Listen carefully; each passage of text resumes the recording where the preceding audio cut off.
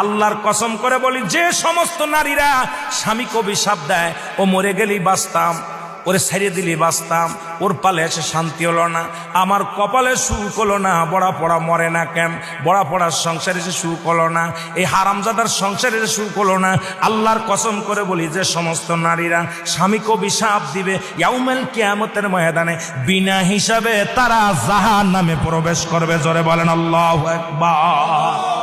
আমার মারা যারা মাইকের আওয়াজ শোনেন, শুনে নেন, যত আপনার নামাজ, আপনার রোজা, আপনার হজ সবকিছু বরবাদ হয়ে যাবে যারা স্বামীকে লানত করবেন, স্বামীকে যারা অভিশাপ করবেন, স্বামীর বিরুদ্ধে অভিযোগ করবেন, স্বামীর প্রশংসা করবেন। আল্লাহর দরবারে আপনি নেকি পাবেন, আল্লাহর দরবারে নফল বন্দেগী পাবেন। সারা রাত পরে আপনি ইবাদত করেছেন, আর একবার বলেন, আপনার মার কাছে বলেন,